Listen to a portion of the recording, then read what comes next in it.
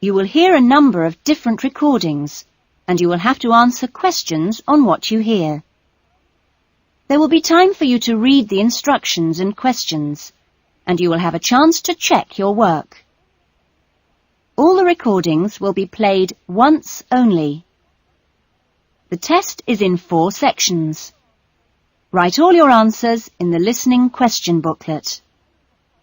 At the end of the test, you will be given 10 minutes to transfer your answers to an answer sheet.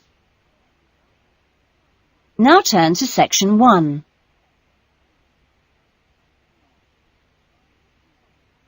Section 1. Paul is renting an apartment. He has some problems with the property and has decided to report them to the housing agency. First, you have some time to look at questions 1 and 2.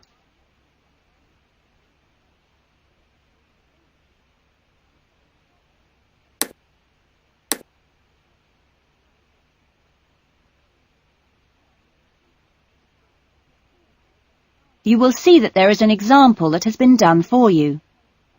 On this occasion only, the conversation relating to this will be played first. Good morning, MIC House Agency. Good morning. I'm ringing about the problems I've been having with my apartment. Yes, of course. If I can just take a few details first. What's your name? Paul Smiley.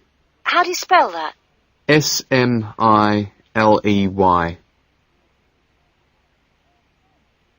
Paul's surname is Smiley, so Smiley has been written in the box. Now we shall begin. You should answer the questions as you listen, because you will not hear the recording a second time. Now listen carefully to the conversation and answer questions 1 and 2.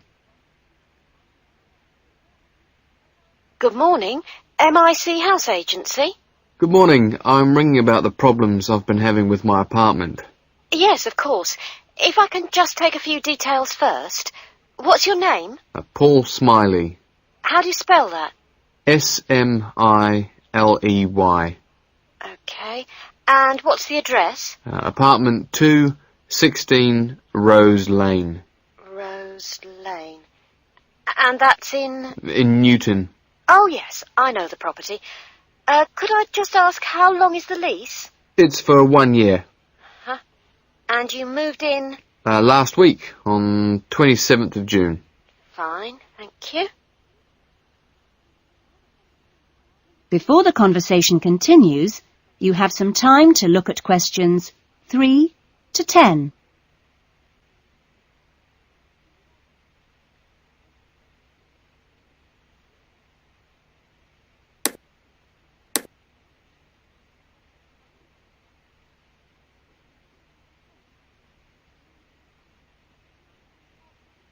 Now listen carefully and answer questions 3 to 10. And what are the problems that you've been having? Well, no one thing is really dangerous or anything, but, it's just been building up. Yes, of course. Well, the first thing is the washing machine. It's been leaking a little and it's beginning to get worse, because we have a small child and we really need to get that done straight away. Okay, that's a washing machine for immediate repair. And then there's a niggling problem with the cooker. Mm-hmm. The door's broken. Right. It's nothing serious and it can be used, but if you can send someone over in the next couple of weeks or so, that'd be great. Fine, I've got that. Then we're worried about all the windows. Are they broken? No, but there are no locks on them. And with the insurance these days. Uh-huh. And when would you like those done? Well, that's not really urgent, but you never know when there's going to be a break-in. No, we'll get those done for you next week. Don't worry. And then there's the bathroom light. It's getting quite annoying. It flickers quite badly and it's giving me headaches. I'd really like to get that replaced right away. That's no problem. And then the last thing on the list is the kitchen curtains. They're torn. Oh, right. We do have quite a few spare ones in stock and can get those to you in the next week, if that's all right with you. Yes, that'd be fine. Anything else? No, that's all. OK, fine. What we'll do is get someone over to you this afternoon, if you're in. Well, I'm going to be out for a short time. Well, you tell us your preferred times. Well, the best time is about 1 o'clock.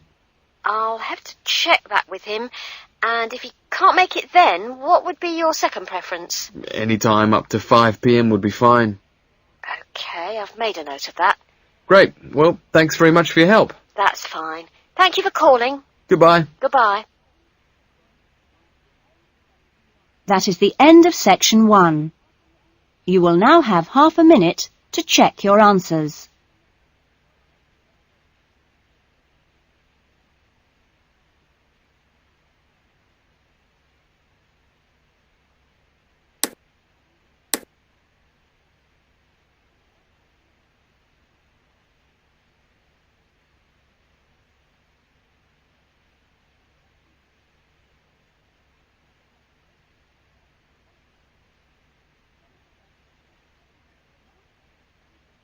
Now turn to section 2. Section 2. You will hear a recreation officer at a holiday resort telling the guests about their accommodation and the activities available. First, you have some time to look at questions 11 to 15.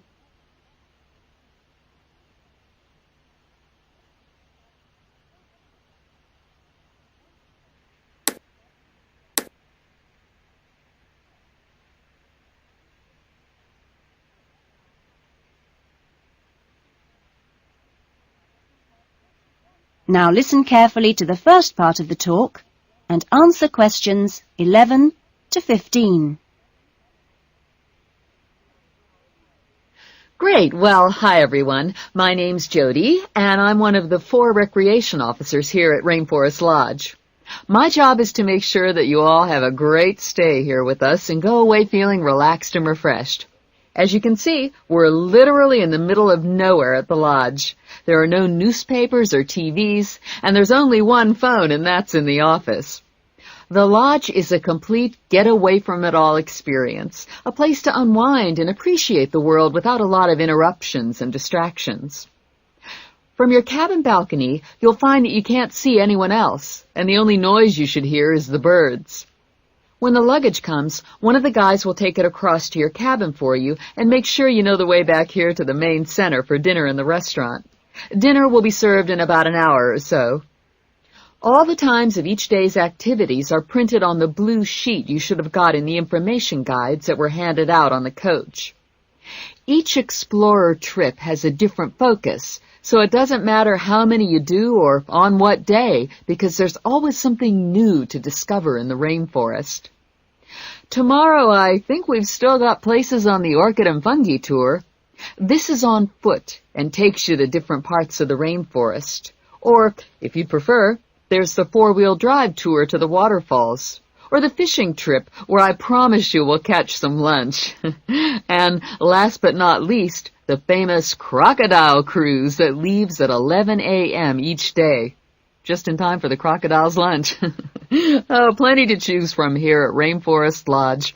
Or just sit on your balcony, relax and unwind and enjoy the views. In the evenings, there is the Spotlight Tour, one of my favorites. The Spotlight Tour leaves at sundown and lets you catch a glimpse of some more of the rainforest wildlife as it comes out at dusk to feed.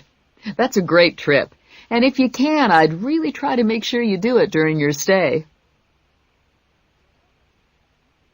You now have some time to look at questions 16 to 20.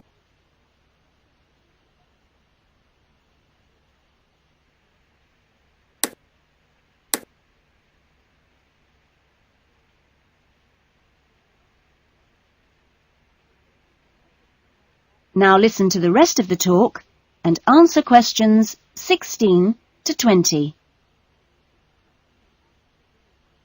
You've chosen to visit the rainforest in March, which is just at the end of the wet season, so you'll soon notice how well the waterfalls are running and also how damp the ground is. Things can tend to get a bit slippery, too, so if you didn't bring any walking boots, I'd advise you to hire some from the office. You'll also be much better off in long trousers rather than shorts, because they will give your legs more protection. And socks are a good idea, too. There's no need to be nervous of the rainforest, provided that you treat it with respect and common sense. Most of the animals and wildlife are gentle and harmless. There are some venomous snakes to beware of, but really they're much more frightened of you than you are of them. The other thing is that certain plants can cause irritation if you touch them with bare skin. Well, that's about all for the time being. The guys are here to take you and your luggage to the cabin. That is the end of section 2. You will now have half a minute to check your answers.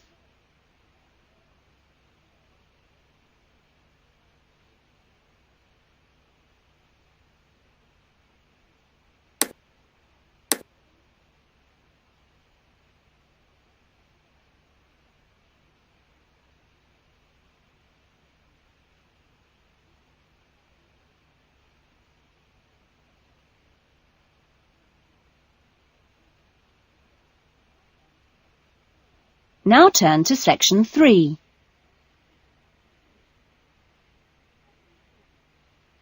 Section 3. You will hear a conversation between a counsellor and a student named John. First, you have some time to look at questions 21 to 25.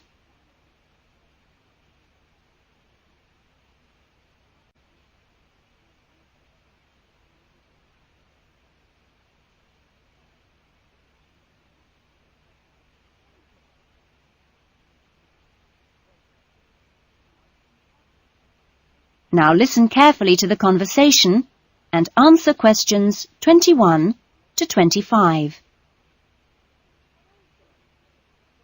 Hello, John. What can I do for you? Well, I heard about these counselling sessions from a friend doing a science course, and I was really interested. I think they should be compulsory, really. Well, to be quite honest, John, I think they would be useful for everybody, but, well, everybody has their own way of going about things. I prefer people just to drop in when they can. Yes. I find that talking to students about the requirements of a course helps to clarify what needs to be done. I mean, the biggest difference between college and school is that new college students really have to do a lot of work on their own, and it's sometimes useful to get advice on how to take control of your time and work effectively. Yes. I mean, it seems like a very light workload until assignment time comes, and then I seem to be working all night sometimes. I'm not the only one. It's ridiculous. The resource centre is very good, but it closes so early. It's in the library, and so you think you could use it more. It's a real problem for me. Well, you're certainly not the only person in that position, as I'm sure you've found. It really comes down to using every available hour in a systematic way. If you do this with a plan, then you'll find that you still have time for yourself and your hobbies as well. Yeah. I've heard from Thomas that you made him a sort of plan like this, and he's going away for the weekend with all his work handed in, whereas I haven't even started. I need to find out a few more things about you first. I'll give you this form to fill in about your lectures and things before you leave. You now have some time to look at questions 26 to 30.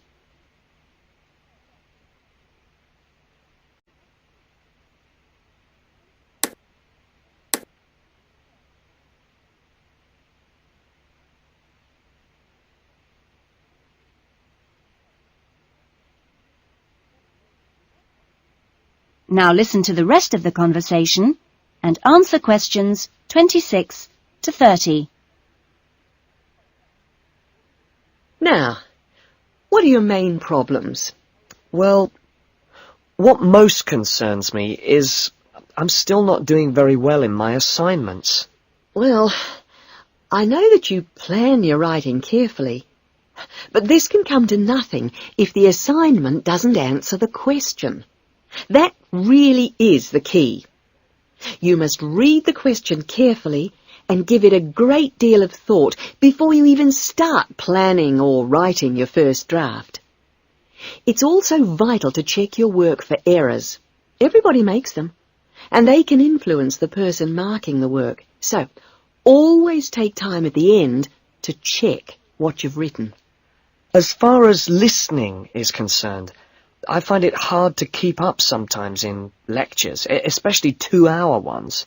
I sometimes just seem to go off into a dream. It's a good idea to find out from your lecturers if they mind you recording the lectures.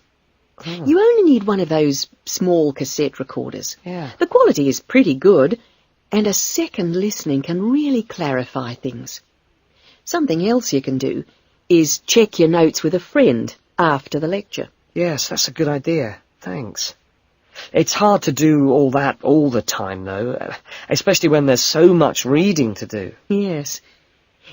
It's important, though, not to confine yourself to reading on your subject.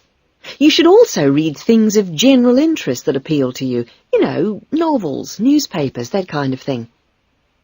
Do you have a good dictionary? Not really. I've never bothered with one. It would probably be a good idea to get one. Dictionaries aren't expensive, and they can help a lot. Also, you can underline or highlight new words, and then you've got a... That is the end of section 3. You will now have half a minute to check your answers.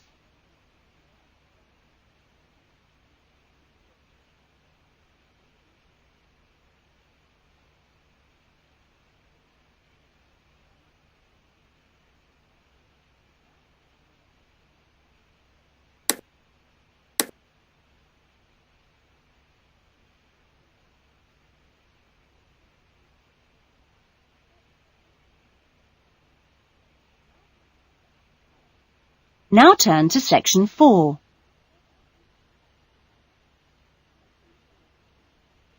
Section 4. You will hear a student talking about his research project in a university tutorial. First, you have some time to look at questions 31 to 40.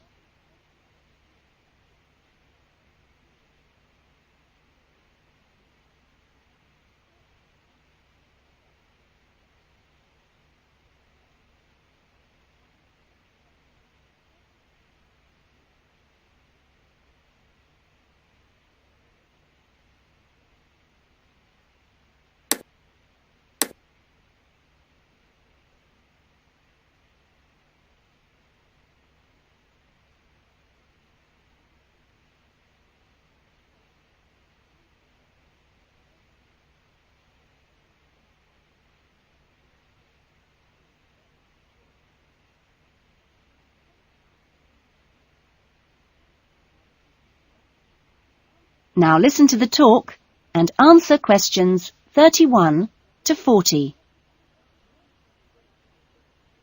Well, good afternoon. In today's session, John Upton will be sharing some of the findings of his research project from last term. John. Thanks. Well, first of all, a little bit about the background to the project. Our title, as you can see, is pretty straightforward. Car safety. But these days, there's a lot more to it than the usual injunctions about drinking and driving or speeding. I'd been interested and horrified by several newspaper reports on what people call road rage. For example, the famous incident of a man getting out of his car in a car park and hitting the driver of a van who had overtaken him earlier. It seemed to me that there were almost as many serious problems when cars were parked, i.e. were stationary, as when they were travelling at 90 miles an hour. So I decided to make this the focus of the project.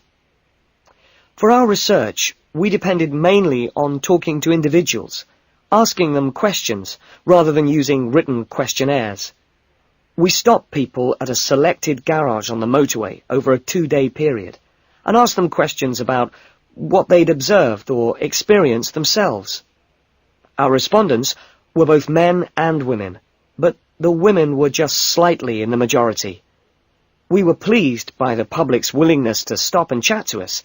In the end, we talked to a total of 135 drivers over those 2 days. So, what were our findings?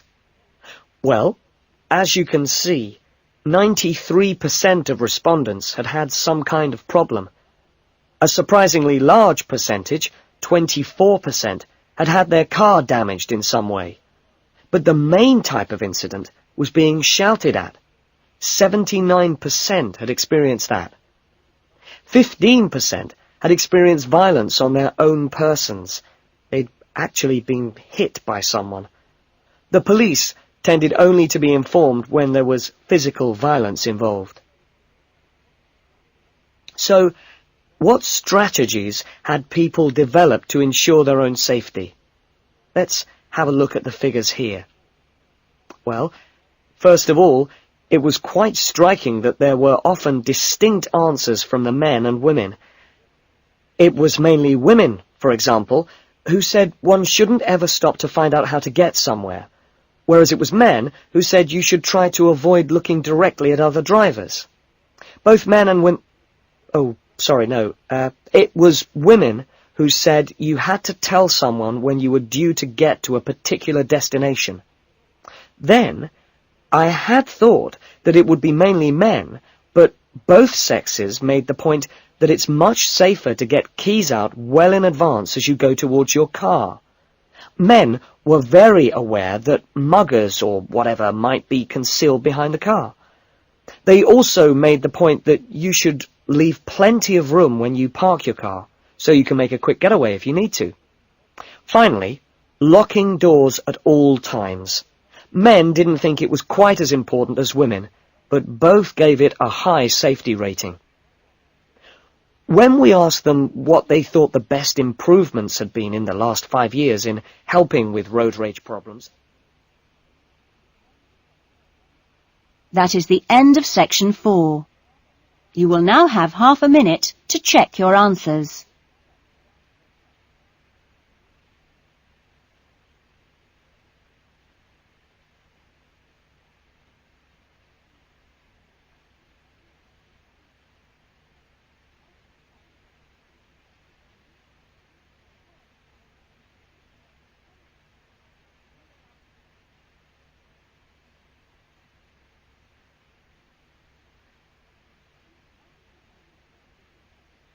That is the end of the listening test.